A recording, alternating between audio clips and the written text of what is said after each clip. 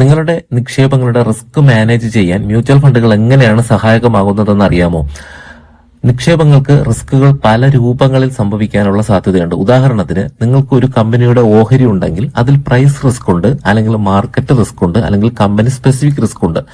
മേൽപ്പറഞ്ഞ എന്തെങ്കിലും ഒരു കാരണം കൊണ്ട് അല്ലെങ്കിൽ അവയെല്ലാം കൊണ്ട് കമ്പനിയുടെ ഓഹരി ഇടിയുകയോ തകരുകയോ ഒക്കെ ചെയ്യാനുള്ള സാധ്യതയുണ്ട്. എന്നാൽ ഒരു മ്യൂച്വൽ ഫണ്ടിൽ ഒരു പ്രത്യേക പോർട്ട്ഫോളിയോയിൽ നിരവധി സെക്യൂരിറ്റികൾ അല്ലെങ്കിൽ ഓഹരികൾ ഉണ്ടായിരിക്കും. ഇതിനെയാണ് ഡൈവേഴ്സിഫിക്കേഷൻ അല്ലെങ്കിൽ വൈവിധ്യവൽക്കരണം എന്ന് വിളിക്കുന്നത്. യഥാർത്ഥത്തിൽ മ്യൂച്വൽ ഫണ്ടിൽ നിക്ഷേപിക്കുന്നതിന്റെ ഏറ്റവും വലിയ നേട്ടങ്ങളിൽ ഒന്നും ഈ ഡൈവേഴ്സിഫിക്കേഷൻ അല്ലെങ്കിൽ വൈവിധ്യവൽക്കരണമാണ്.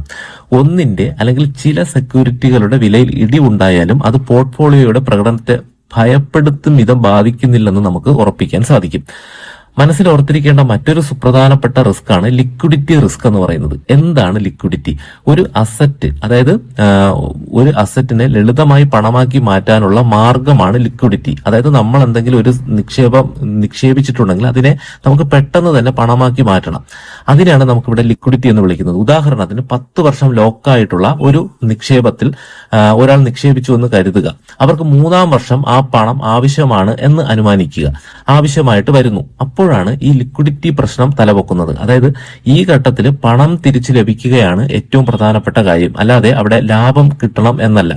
റെഗുലേഷനുകളും ഘടനയും കൊണ്ട് ഗംഭീരമായിട്ടുള്ള ലിക്വിഡിറ്റിയാണ് മ്യൂച്വൽ ഫണ്ടുകൾക്ക് വാഗ്ദാനം ചെയ്യുന്നത്. ഒരു നിക്ഷേപകന് ലളിതമായി നിക്ഷേപിക്കാനും അത്രയും ലളിതമായിട്ട് തന്നെ അതിനെ വിറ്റ് പണമാക്കി മാറ്റാനും കഴിയും വിധമാണ് മ്യൂച്വൽ ഫണ്ടുകളുടെ പോർട്ട്ഫോളിയോകൾ രൂപകൽപ്പന ചെയ്തിരിക്കുന്നത്.